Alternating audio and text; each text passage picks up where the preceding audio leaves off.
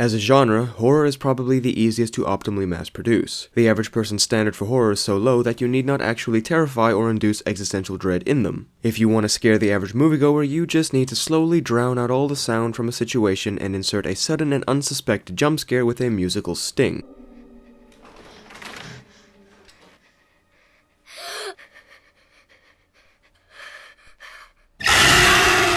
This is where the bar currently rests for what constitutes horror, and that is disheartening to say the least. Why? Because jump scares are not horrific. They undermine the nature of horror in the interest of giving the viewer an adrenaline burst rather than actually scaring them. The distinction I'd like to draw your attention to is the difference between something being horrific and frightening. I wish more movie makers were concerned with making a horror movie rather than a collection of frights. It Chapter 2 is the perfect example of a potentially terrifying concept being undermined by a ludicrous amount of jump scares in order to milk the audience of their adrenaline and fool them into believing they're being scared.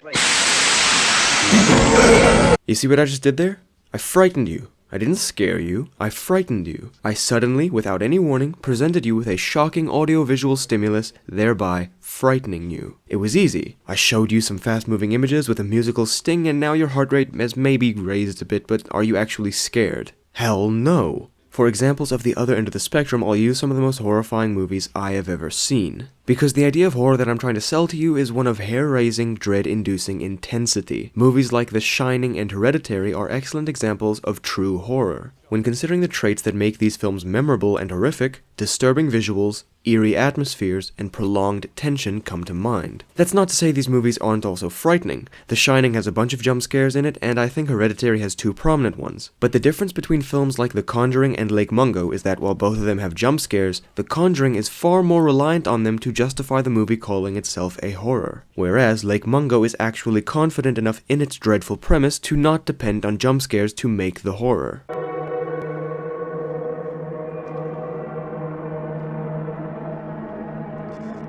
It's sad that we've been conditioned to expect a jump scare to follow every extended section of dread-filled music such as that one, but that is the state of horror at the moment. Scary movies are no longer terrifying, but rather shocking, such that your body has no choice but to react in an abrupt manner because our bodies are designed that way. Subtlety has long been abandoned and replaced with repetitive, overindulgent fright fests that the masses will continue to eat up because they don't understand how movie makers are abusing their basic biology. With that intro out of the way, I'd like to raise a separate but related issue I have with horror movies. Ghost movies in particular. I first made this observation when watching Ghost Stories with Vivi. During one of the 3 anthology stories around which the film revolves, there's a little girl ghost terrorizing a guy working the night shift. While watching this scene, I asked myself for the first time in my life, what are the rules? What are the canonical laws or limitations by which this ghost is bound? As far as I could tell, the ghost did not abide by any set rules, which I credit as a fault of the writing. Now, you might be taken back by such a line of questioning. After all, what does it really matter? Ghost shows up, spooks characters, movie over, clap, go home, consume next product. It's just a scary movie, right? There don't need to be rules to which the characters and narrative elements are beholden. No, that's wrong. Of course, a movie must conform to set rules. That's one of the most important things any fiction must have. A set of clear, well-defined, logical rules under which the world operates. The rules don't even have to abide by real-world standards. They just have to maintain a sense of internal logic. For example, Star Wars features aliens, lightsabers, and intergalactic travel. Before 2017, hyperspace was well established as the means by which characters navigated vast stretches of space rather quickly. It was a sort of lightspeed or warp speed travel. The Millennium Falcon could do it, X-Wings could do it, Star Destroyers too. Now, just because this technology does not exist in reality does not mean that hyperspace travel doesn't conform to established, well-defined, rational rules. The movies establish these rules, for example, by repeating certain actions and being consistent in how hyperspace functions. After time, the laws of hyperspace travel become well established, and so the fictional galaxy far away becomes more tangible and compelling because not anything goes. If there were no rules and everything was up in the air for writers to make up whatever they wanted as they pleased, it would serve to decrease the audience's investment and potentially create plot holes. Enter The Last Jedi, where we are introduced to hyperspace ramming, whereby the pilot of a hyperspace-capable vessel can propel themselves at lightspeed through other vessels, destroying them. Essentially a lightspeed cannon. The first thing this maneuver does is raise questions. Had nobody thought of this before now? If this was possible, why did nobody ever do it before now? Before I go any further, I feel compelled to mention that apparently the novelization of Star Wars goes to great lengths to try to explain and justify hyperspace ramming, but that doesn't matter. I do not count anything beyond the scope of the movies as canon, and neither does Rian Johnson. If it's not in the movies, I don't care. And even if it is canon that hyperspace ramming, as justified by the books, makes sense, that is at best debatable now because Rian Johnson doesn't care about Star Wars lore, especially if it contradicts his contrived vision. So what we're left with, after discounting the novelization, is a plot hole. If it is possible to destroy enemy vessels with a hyperspace ram, then it should have been featured or at least mentioned at some point earlier in the Star Wars film continuity. Because this maneuver retroactively changes our understanding of hyperspace technology and defies established in-universe rules, it is a flaw and serves to take the audience out of the experience and discredit the battle strategies used in all previous films. Hyperspace ramming breaks the rules and is therefore a mark against the writing of the movie. Now, let's apply this idea of in-world logic and consistency to ghost movies at large. Firstly, we'll need to define, as best we can, what a ghost is. So, for the sake of brevity, I'd posit that a ghost is the restless spirit of a dead human that has some unfinished business in the material world. I think that definition is broad enough to work for what I'm getting at, so let's run with it. Secondly, let's establish what rules ghosts must conform to in any given depiction. Exceptions can be made for special cases,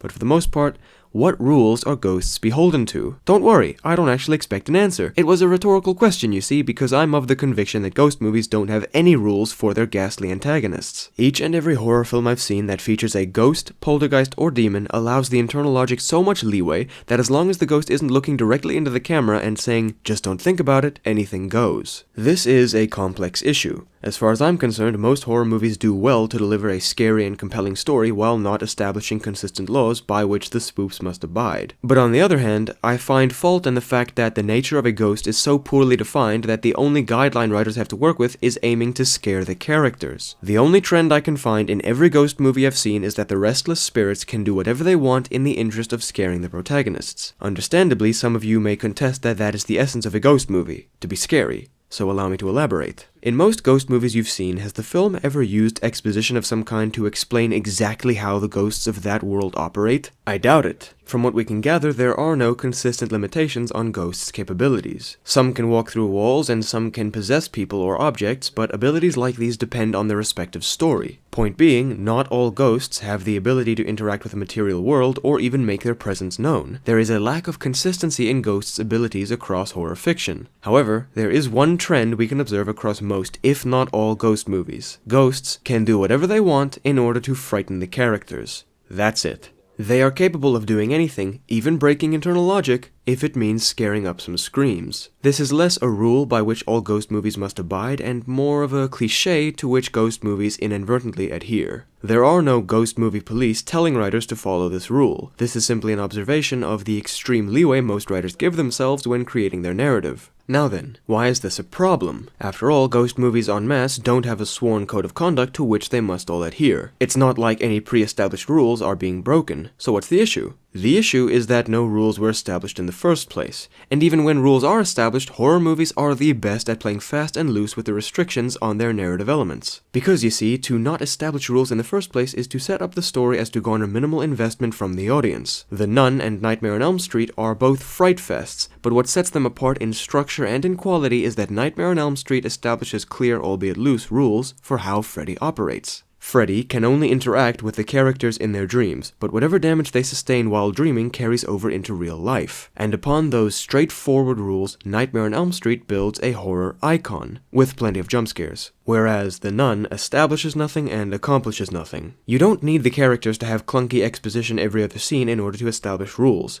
Again, all you need to establish rules are repetition or consistency or both. But then, there's always the chance that the narrative bends the rules or warps the story to conform to the rules. This could end up hurting the writing quality and ruining the audience's immersion. My favorite example of this would have to be Life. This is a phenomenon we see in many movies across many genres, but it usually occurs when a group of characters is presented with an imposing external conflict and emotions are on the rise. The characters face a threat before them and either democratically make the stupidest decision possible or let their emotions cloud their judgment and impulsively make the stupidest decision possible. Even if your ghost movie establishes clear, logical in-universe laws and follows them to a T, if you need your characters to split up or go into that basement unprepared, you can always count on selective intelligence to have your back. This isn't typically a problem in cabin-in-the-woods styled horrors where the protagonists are a racially diverse group of the same 5 stereotypes every time, but is absolutely a problem in a film like Life, a movie about astronauts who repeatedly prove to be skilled, disciplined, logical people, but whose IQs get decimated the moment the tables turn. It's just another nail in the audience's investment's coffin.